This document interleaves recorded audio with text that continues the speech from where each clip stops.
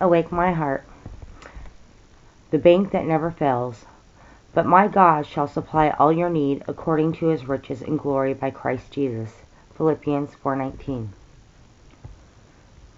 No Christian ever need beg bread with a promise like this in the Bible. We are unlike to ourselves and dishonoring to God when we tantalize ourselves with nervous fears. Years ago, a dear old Christian woman who lived alone in a village cottage had used her last penny and her last loaf. She prayed God to supply her with a loaf. Some village youths who often teased her for her religion overheard the prayer and decided to play a joke by quickly getting a loaf wrapped up and dropping it down the chimney.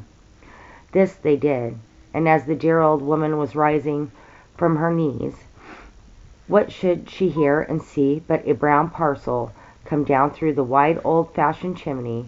Upon opening the parcel, she lifted up her voice in praise to God. But the youth then opened the door and laughingly exclaimed, "Ha! It was we who sent the loaf, and not God at all." The dear old saint quickly replied, "Dina, ye think it my laddies got sent. God sent it, even if he let the devil bring it. God may use a variety of agencies, but he will fulfill his promise." The word supply means literally to fill full. It takes our minds back to 2 Kings 4, to the widow and her cruse of oil. The woman is in desperate need. The creditor has come to take her sons as bondmen. She has nothing in the house but a pot of oil. Elisha says, "Go borrow the vessels abroad of all thy neighbors, even empty vessels. Borrow not a few." This is promptly done.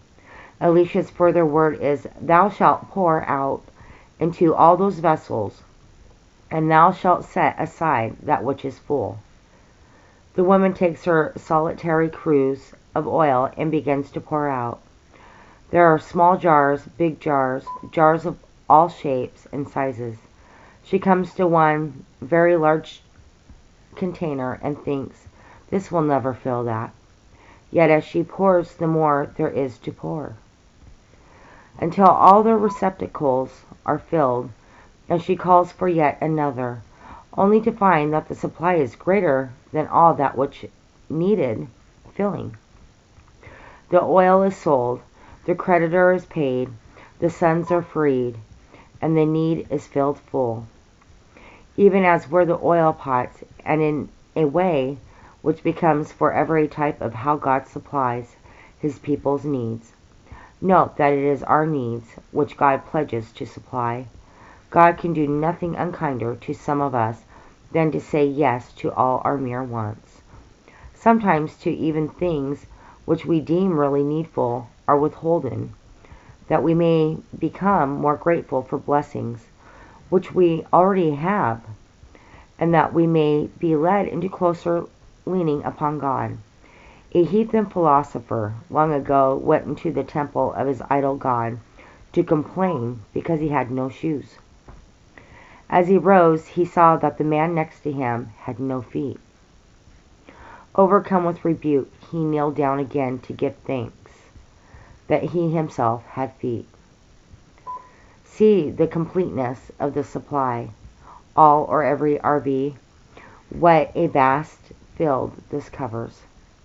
The greatest tree of the forest, bending beneath its summer foliage, has not a thousandth part as many leaves as we have needs. But God knows all, and his supply is both commensurate and constant. This is no mere toying about the artificial platitudes. It is glorious truth.